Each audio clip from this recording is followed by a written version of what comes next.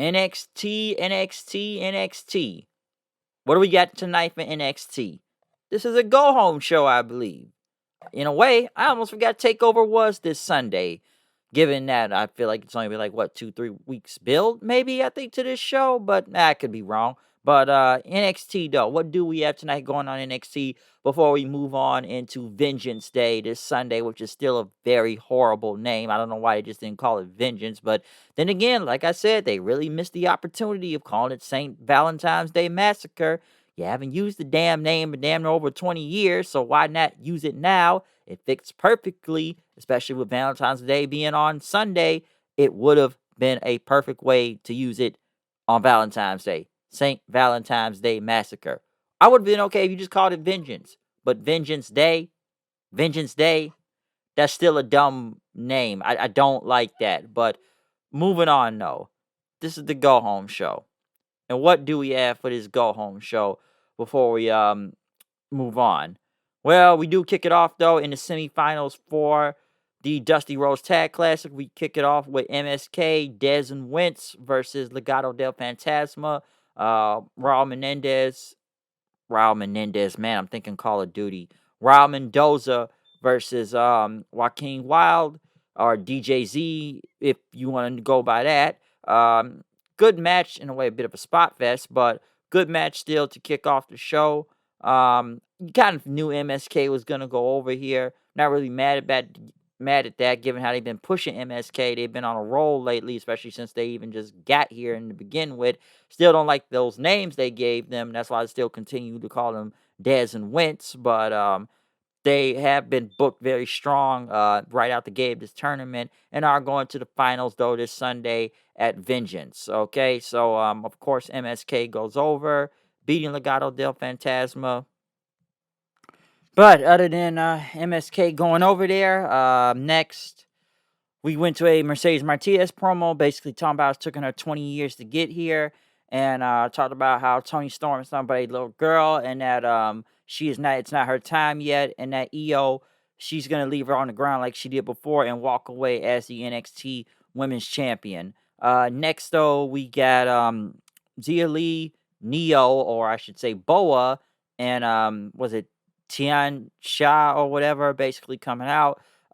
Zia Lee was about to face Cora Jade, but for some reason, what was it? Caden Carter and Casey Catanzaro came out, which, by the way, she is really getting buried on the internet, especially after doing a whole PSA thing about wearing a mask and how to avoid getting corona and whatnot. But then next thing you know, she's outside at some bar. I don't know if it was during the Super Bowl weekend, but she got no mask on and she's out there with a lot of people, basically not giving a fuck then after you just put out a whole video telling people to wash their hands, put on a mask, and social distance. So yeah, she's really getting buried for that right now. I have no idea why they were really out here basically saying, "What did you do to her? What did you do to her?" Zia Lee basically made quick work out of Cora J with a spin kick, but then Kaden Carter kept saying, like, "Who are you? Talk to me." Basically, talk to the Orochimaru figure at the top, and like, you did this to her. What did you do to her? Next thing you know, Kaden Carter, just threw her off the ramp, and then Zia Lee started, saying, like, "I'm sorry, this won't happen again." Boa tried to come in, but next thing you know, Tien, the demon demigod or whatever it is, grabbed Boa and start choking Boa, and whatnot, just leaving him there. I don't know what was going on with that. Okay, first off, I don't even know why they had Caden Carter, which and what's the name, Casey there being part of it. Obviously, they're just gonna feed her to Zia Lee just to make her look super strong because they were in the tournament and they looked pretty good. But now they're being fed to Zia Lee to get this over. So they are trying their best to do something with this. I have no idea where this is going. Okay, I don't know. Especially as some would say, with so many women in the division right now, you have a lot at the top. Where do you really fit Zia Lee into all of this? Okay, where do you, like? Come on. So now we got to get some sacrificial lambs and throw to her, and that's obviously the case. As for Neo, I don't know, Boa. He needs to work on his dodging because, hey man, he's supposed to be in the Matrix right now. not getting beat up by everybody almost every other week. So don't know what's going on with that. But other than that whole segment, um, Scarlett Bordeaux, I guess, was in the back, basically in William Regal's office and whatnot. Basically, Cross wants Santos Escobar next week. Time is up. As Regal made the match, it's not going to be a takeover, but it will be next week on the show. I still don't know why they just got Cross beating up smaller guys just to get a title shot. Yeah, Escobar is a dead man. Like I said, they have nobody for the cruiserweight division. So, yeah, they're feeding him the Cross, though. He will most likely murder him next week, okay? Next thing you know, Johnny Gargano and crew came out the way as he was in a wheelchair and his arm was hurt. Basically saying, after what Kushida did to him last week, he was trying to mind his own business and talking to Nat McKenzie there, but he was attacked then. And he's got about, 4 fractures in his left arm, and it's all taped up and everything, and he can't do it. He can't power walk anymore, and he hates the wheels on his wheelchair, and he cannot defend the title at Takeover. And Regal needs to suspend Kushida for what he did to him, but Regal came out then, basically telling him the way he needs to get out of the ring because we have more tournament matches to do, and basically said, "Listen, you've been cleared by doctors, okay? So this whole charade is not going to work." And basically, Gargano, who do you think I am? Dennis Sharadman, which that didn't really sound funny. And basically, they had a X-ray picture saying, "Hey, this is fake. This is your right arm, not your left arm, okay? And listen, you can defend the title, or you can let Austin Theory do it." Which and everything, but Kushi Gargano didn't want to do that. I listen. I need the time to think of this. I need a few months or weeks to recover. And Regal said, you could ask Kushida that, which Kushida's just standing in the ring, just standing right by him, like, hey, I'm just standing there chilling. Everybody, and they don't even know. They never saw him get in the ring. And as Regal said, you could ask Kushida that, and Gargano's like, he's not even in the ring, okay? And then they finally looked at Kushida, and then Kushida took out Austin Theory. Then he started pulling the title from Gargano, which of course he faked the injury, and then Kushida knocked him in the wheelchair to the ground as Candice LeRae tried to attack Kushida. Indy Hartwell held her back, basically going into the next tag match in the tournament. So yeah, this segment very corny in a way, but I thought it was actually funny when Kushida got in the ring and just kind of stood there like, "Hey, what's up, guys? How you doing?" And they don't even notice him. I actually thought that was pretty funny. The Gargano stuff is like a hit or miss with me. It's somewhat funny, but he's not funny at the same time. But I actually got a good laugh out of this segment, though, especially with Kushida knocking him in the chair to the ground. So that was actually pretty good. But Candice and Indy going against Moon and Shotzi. Obviously, I think everybody knew who was going to win right here. One interesting take, though, was that when Shotzi did her finisher, the senton, Indy Hartwell used herself as like a sacrifice, like taking the bullet or whatnot, which I thought was kind of odd because Candice took the Eclipse, but you couldn't pin Candice because she wasn't the legal woman, but Indy was, but she sacrificed herself, but still lost the match, which I'm sure they'll probably bring up. It's like, why would you do that? You were the legal woman in this match. Why? Why would you do that? So they could obviously go and do something from that. But Ember and Shotzi are moving to the finals to go against Dakota Kai and Raquel Gonzalez. So we'll see what happens with that at Takeover. Timothy Thatcher and Tommaso Ciampa were in the back talking about the tournament, how they went against Undisputed Era last week, and that match was brutal and painful, just how they like it. And then they're going to whoop the asses of the grizzled young veterans tonight, as Thatcher smiled before they went to commercial. Next, though, Santos Escobar talked about he has to face Cross next week, and basically, what was it? He talked about how I guess he has to face him next week, and we need to go pay someone a visit. I guess he told DJZ at Mendoza right there, like, you guys can make up for last week. Just go play somebody a visit, okay? We'll get to that in a second. But Kushida then went against Austin Theory, which Gargano was out there watching. Basically, this ended up in a DQ with Gargano attacking Kushida, and then Austin Theory attacked them. But I guess someone grabbed Theory from under the ring. Gargano tried to save Theory, which ended up pulling out Dexter Loomis then, which he was shocked in by after that. Kushida tried to get out of the way, but not Kushida, but Gargano tried to get away, but Kushida got him with the hoverboard then as Thatcher got the Katagame onto Austin Theory, and then they tried to hold hands for some reason, and they, end up either tap or passing out. As Kushida held up the belt then after that. So there you go from there.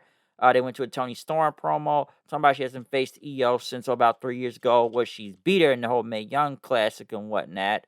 So she wants that title shot. It's going to be Tony time. They had an Imperium video. I guess Imperium is still coming to NXT. Of course, DJZ and Mendoza get killed by crossing the back, and that next week the games are over. So TikTok it is for Santos Escobar.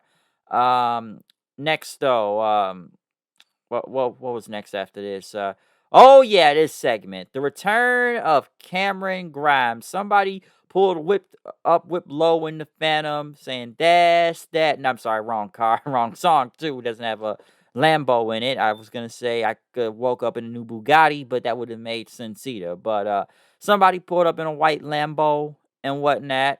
And who was it? It was Cameron Grimes, who had money now, who had a sports coat and everything. Gave the money to security, go park my car, and basically, talk about he faced Timothy Thatcher the last time he was here, but his MCL, I guess, got hurt, and that was the last time he was here. And basically, what was he gonna do with all that time off and everything? Because that's what happened when he dropped the cave Timothy Thatcher in, do the whole cave in move on him. But he started playing some video games in his downtime. And he didn't know how much video games are pretty cool and whatnot. But then when he ran out of games, he went to GameStop. So he bought more games and inspired him to do the whole invest in the GameStop stocks and whatnot, since that's the biggest thing everybody's been talking about now. We got to start talking about how GameStop and the whole stocking thing and Robinhood, how people been making a lot of money out of it. And talking about, those stocks went straight to the moon, baby. And just made them a lot of money. And then he talked about he invest into somewhat the cryptocurrency or some dog coins and whatnot, or Bitcoin, to get richer. Because we got dogs here. I don't need those cats with the 9 lives. And I pulled up in that rocket ship because of those dog coins with that white Lambo. And he told Regal to kiss his grits and everything. You ain't gonna make me face Loomis or fight a zombie and everything. I got money now. And he started throwing the money in the ring. So yeah, Cameron Grimes, folks, Trevor Lee, he's more goofier than ever. He's almost like Big Money Matt, but almost a sillier version of him. That's what it looks like to me. He's Big Money Matt, but the goofier version of himself. So yes, he's going straight to the moon, baby. And he's got money on him now. So he got the GameStop stocks, and now I can say I'm rich, bitch. That's what it looks like to me, like Chappelle or something. So that's almost what I expected him to say. So he's like a goofball version of Big Money Matt. I have no idea what they're doing with this. I almost thought they would have made Cameron Grimes a little bit more serious coming back, but they've made him goofier than ever. So we'll see where Big Money Grimes is gonna be going now. Like Big Money Grimes, folks. Big Money Grimes.